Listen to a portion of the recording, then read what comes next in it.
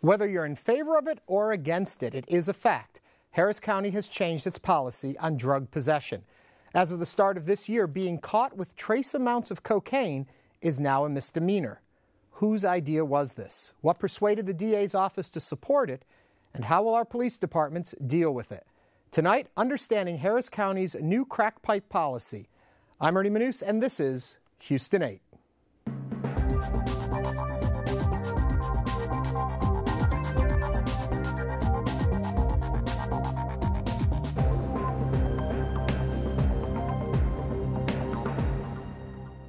January 1st, 2010, the Harris County District Attorney's Office began a new policy of no longer prosecuting drug possession cases when the controlled substance in question is less than 1/100th of a gram.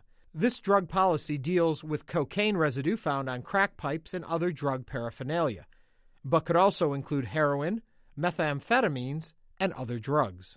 Now, individuals found with trace amounts of a controlled substance may only receive a Class C misdemeanor. That would basically be the same as a traffic ticket and would carry a maximum fine of $500. This makes Harris County just one more major jurisdiction in Texas to enforce this type of policy. Those in favor of this move see it as an opportunity to free up resources, enabling law enforcement to go after more violent and complex offenses. Other supporters see it as an attempt to ease jail overcrowding. But detractors worry that when the court system is overburdened, instead of dealing with the crimes, they simply support policies reducing the punishment.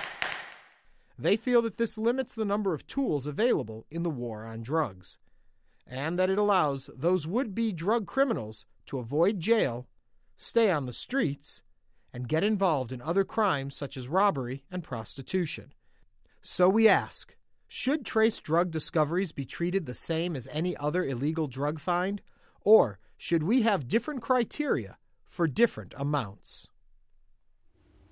Joining us tonight to discuss this are Judge Mike McSpadden, 209th District Court, Acting Chief of Police Charles McClellan, Houston Police Department, and Jim Leitner, First Assistant, Harris County District Attorney's Office. Welcome, gentlemen, for being here. First thing I do want to stress, though, is we are talking about a very finite amount of substance. We've mentioned it in the opening piece. It's 1/100th of a gram. I'll let the DA's office explain that first. How much are we talking when we say that? You take a packet of Equal or a packet of Sweet and Low, that's a gram. You knock it down to where you have 1/100th of that. I brought along a picture, a visual display to show that. These are trace amounts. These are usually not usable quantities. That is something that we can detect with by making a field test out at the scene or getting it to a laboratory. But it's usually something that can only be tested once. And what we're seeing on the screen right now is the amount we are talking about, correct? That's correct. And I wanted to preface that before we get going any further so people realize how little we're talking about. So now let's take a step back. And Judge, as I understand it, this was something that was a policy you had been pushing for a while now. A long time. 10 years ago, I came to the realization that the, quote, war on drugs was just not working. It was symbolic at best. If we really had a war on drugs, we'd put economic sanctions on all the producing and transporting countries, put a military contingent on the border, keep them out that way. But neither administration would go that far at all. So we kept seeing all these small amounts of cocaine starting to overwhelm the district courts, felony offenses. And a lot of these people were first offenders who would be saddled with a felony offense the rest of their lives. And I didn't think it was fair. Certainly one of the top responsibilities for us at the courthouse, with all of us, is to protect the public, but also that to make sure that the defendants are treated fairly and the crimes are put in the proper categories. And I thought then, when I started writing to the governor and all the lawmakers back 3 sessions ago, that I wasn't even thinking about legalizing drugs in any way. I just wanted to place in the proper category, and they would not listen. And they still aren't listening. So Judge Likas, thank goodness, came up with her own discretionary policy of just accepting 1/100ths, which is less than I would like. I'd like to see all up to 1 gram treated as misdemeanors, and really in misdemeanor courts with drug rehabilitation, but it's going to take the legislature to take an active part in it. We're going to get a little deeper in defining all of this in a moment, but then let me take it over to the DA's office. So this proposal has been, in a sense, kicking around. They're trying to get this thing moved forward. Comes to the DA's office. As I understand it, the DA's office wasn't so excited about it initially, and there was some refinement that your folks did on it.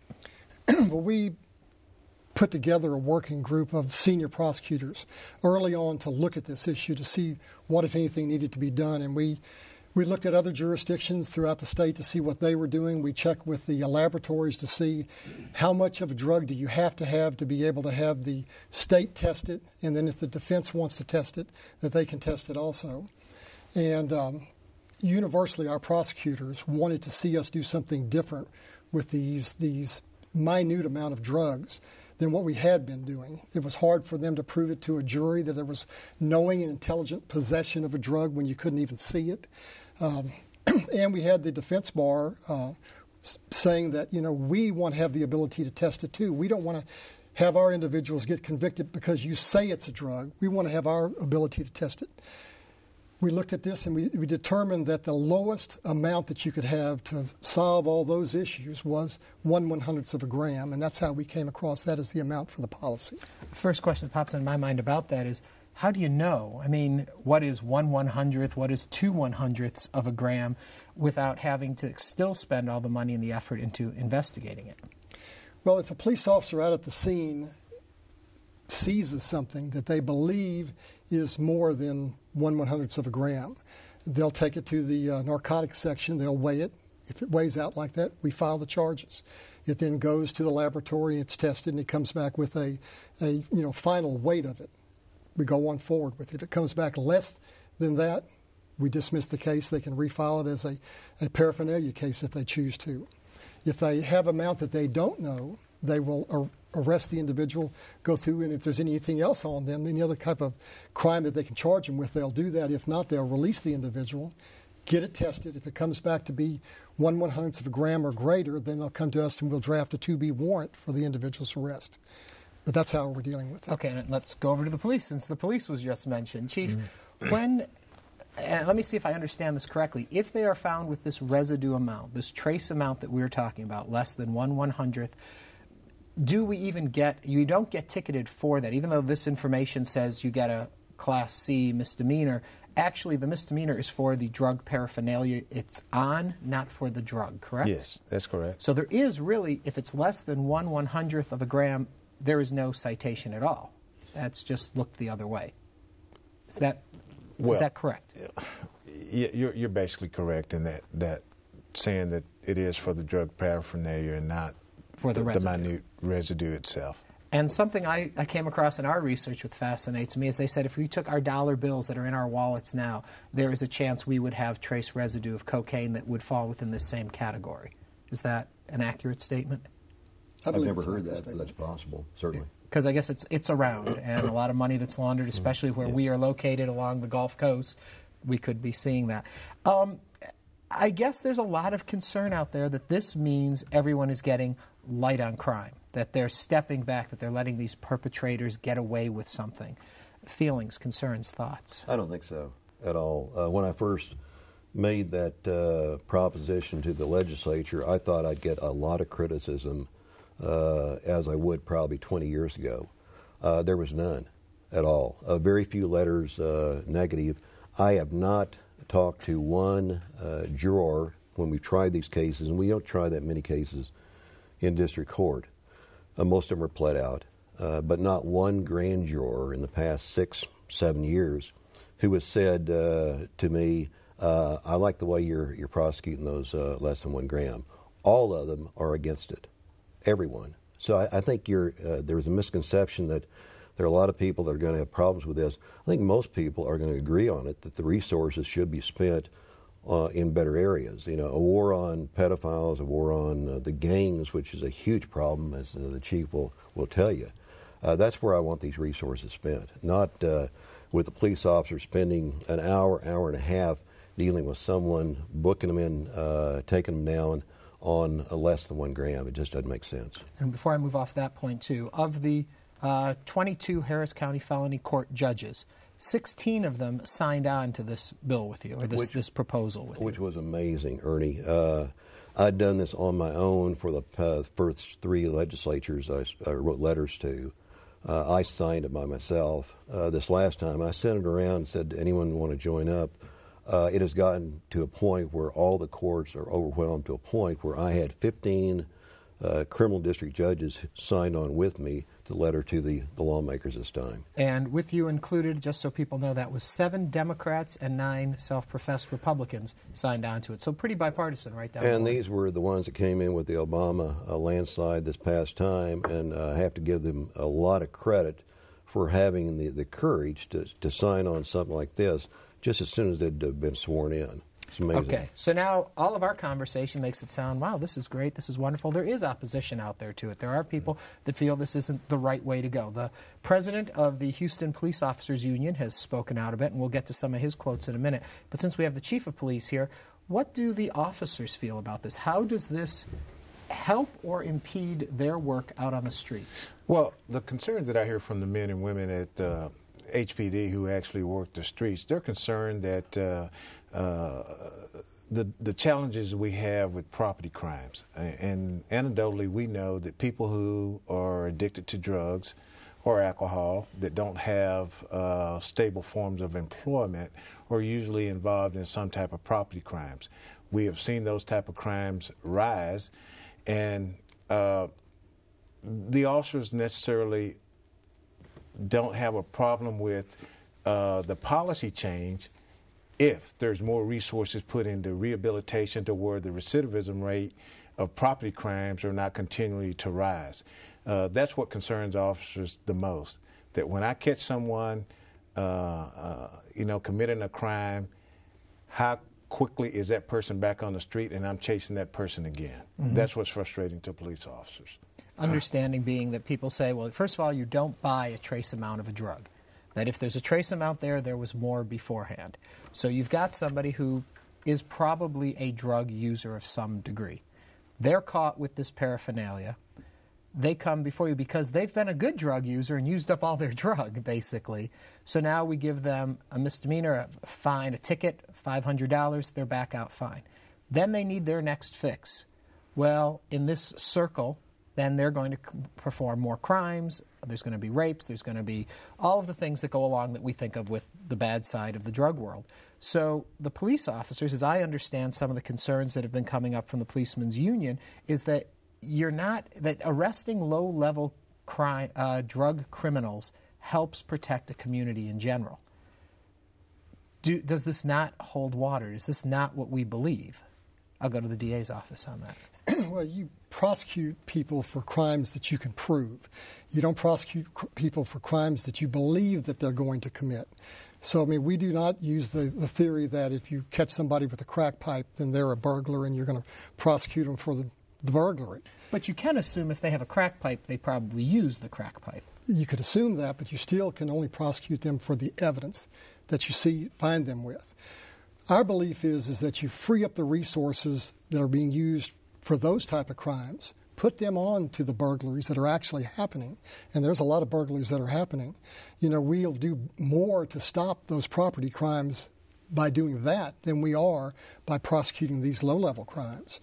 We've also noticed that over the last 5 years, the delivery filings are way down. The possession filings were way up.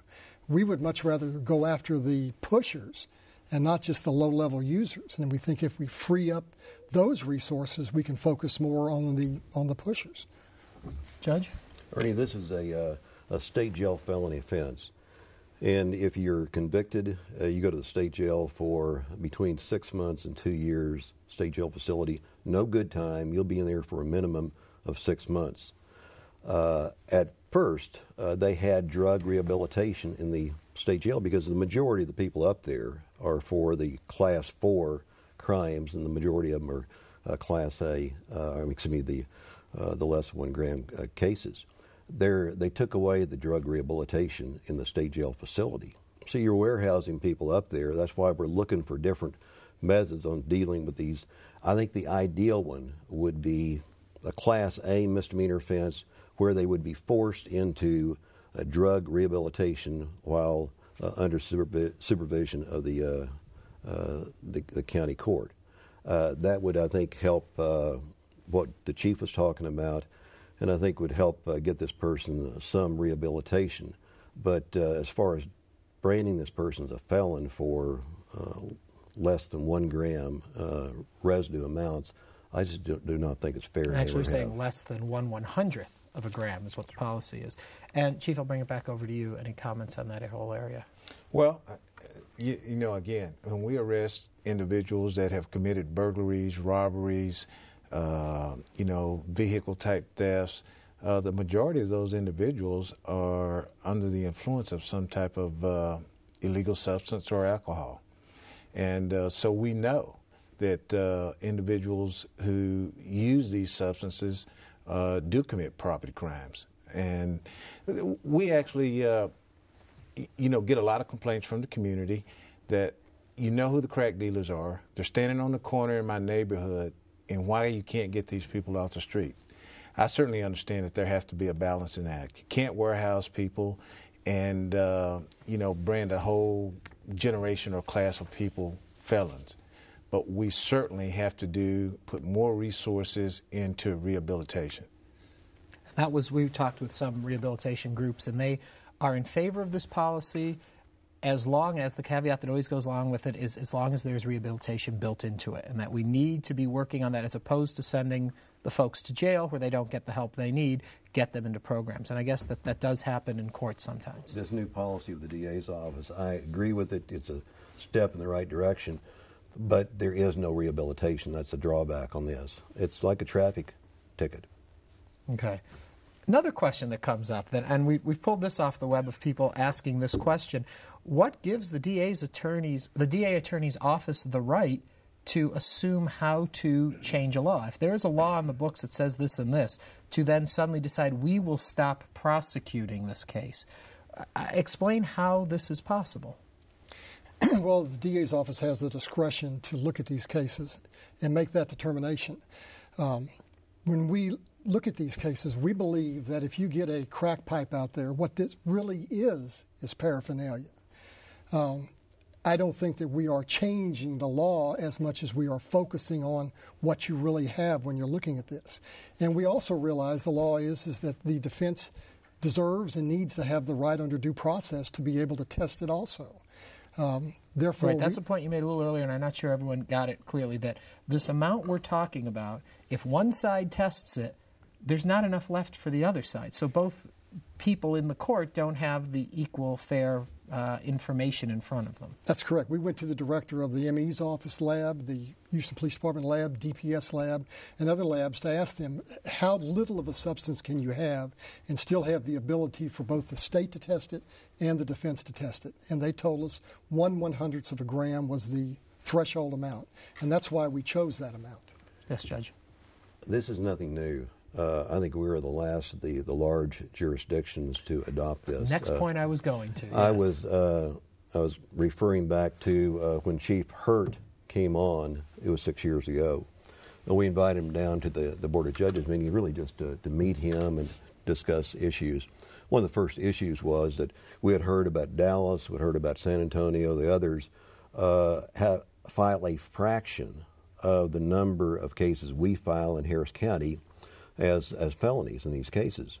And of course he was brand new on the job at that time, and we said, would you please look into it and see if there's a policy decision that's been made in these others, an agreement between law enforcement and the DA's office said we aren't going to throw all these cases in the district court, let them try their murders, rapes, and robberies, which they need to do, and lead this to drug paraphernalia or whatever. And that's exactly what they've done. And we've been the last ones to do it. Austin, San Antonio, Dallas, Fort Worth area all have policies like this. In Fort Worth, as I understand it, it's double the amount that we say. They are 2/100ths of a gram, so it's double what our limit is that they won't. If it were up to me and over the legislature, I'd go all the way up to 1 gram.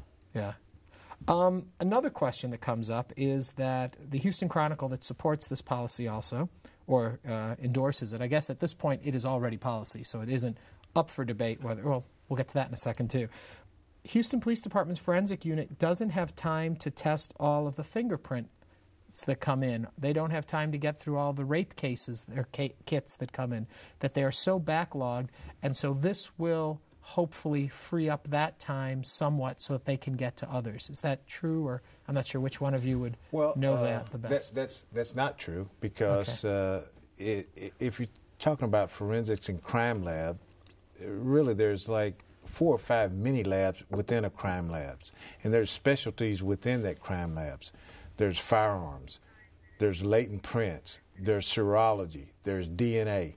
So the scientists have their own specialty, and the scientists who test drugs only test drugs, and they don't do other tests like firearms, latent prints. So freeing up the crime lab of the drug testing will not change whatever's going on with fingerprinting. No, it will not. Okay, so. But it is relieving the overcrowding in the jail quite a bit. Because today, it was 30% of my docket all last year. I just asked the clerk today what was the percentage of these same on today's docket. They said 10%. So we won't know a real scientific result for about 6 months, but just at glance, there's a big reduction in the cases being filed right now. Now, you mentioned 6 months. As I understand it, the DA's office will re-examine this in 6 months to see how this policy has worked out, correct? When we sat down with Chief Hurt and discussed this policy before we ever put the policy into effect, we agreed with him that a 6-month period would probably be ample time to see what the effect this has. If there is a huge increase in property crimes that can be attributed to this policy, then certainly we don't want that to happen. We're all in this together, and we want to stop crime. We want to make this a safer place for everybody. If we can see that we have helped work on the backlog in the courts, in the jail, and we can put more effort and money into rehabilitation and detoxification units and things like that make it a better place for us to live, we'll keep the policy. But we've agreed to review the policy after 6 months and just see where we are at that point. And that was something agreed upon with the police department, correct? Yes, that's correct. The police department, though, as I understand your job, you do what has come down that you have to do. But individual officers can have feelings and opinions on this. Absolutely. Do you find it makes it difficult for the police officer out there? One of the quotes that I read was they feel they have their hands tied behind their back. Well, I certainly understand the frustration of the men and women who actually work the street and have to deal with the recidivism rate of individuals that they stop, detain with a crack pipe in their pocket. I certainly understand that, and I understand the frustration of the citizens that live in those neighborhoods where those individuals are stopped and detained and arrested. So, but it is a balancing act that we have to make sure that justice is served, and that the courts, the jails, all have to function together. It's just not, the police is just only one part of the criminal justice system. And to make it work smoothly and efficiently, everyone has to work together. Yeah. We saw one comment that somebody said that now this will be the place that drug users will want to move, that they'll want to move into Harris County because if they're caught with this paraphernalia, they have a better chance of getting away with it. Thoughts, feelings, views on that? Well, I disagree with that. I don't think that if someone was in another city where smoking crack is a felony and now all of a sudden is going to move to Houston to obtain, smoke, or buy their crack, I don't. I just think that the people who are substance abusers out there, that number is not going to increase by this policy. Just curious, most of the time when you do get someone who's got the paraphernalia on them, do we almost always find drugs, or is the majority of the time, because I'm trying to put this into perspective then, yes, somebody has a crack pipe, they probably have crack too for the most part. Is that a safe assumption or not? Well, that's not a safe assumption. No, that sometimes they only have just a crack pipe. A lot of probable cause cases that I hear probable cause on why they're there, there's just a crack pipe. And we've heard of 1 granule being charged in our court as small as 1 granule. A lot of times it's just a crack pipe. You don't find other drugs, marijuana, cocaine, meth, in the car at the same time. Can someone be tested? You arrest someone for having a crack pipe, tested to see if they've been using crack, and if it comes back positive, can that be tried or no? You can't try them for it being in their system. Let me say one thing about what we said before, though. I've checked the statistics at our intake division for the month of January. The filings for felonies are down because we have this policy, but the filings on misdemeanors are up. We had filed 500 more misdemeanors this month than we did last month, or we did when we compare it to January of 2009. So I do believe that when we look at the individuals that have this, there are other crimes that they are committing. There may be other drugs that they have on them. They may have done a burglary of a motor vehicle. They may have done, a criminal trespass, criminal mischief. They may have done something else which is causing our misdemeanors filings to go up. And I'm going to have to stop you right there. We are out of time. I hope that all three of you will come back and rejoin us in about 6 months, and we can re-examine it and see how it went. Thank you all for coming in. Each week we invite you to visit our home online at HoustonPBS.org. Simply click on the local programs bar, pick Houston 8, and you can join our online community. You can read about our guests, learn more about the topic, share your thoughts and ideas, and even suggest questions that we might ask during upcoming episodes. Remember, information posted on our website may be used on air, so keep that in mind when submitting. That does it for us tonight. Until next week, I'm Ernie Manous. Thank you for joining us, and have a great week.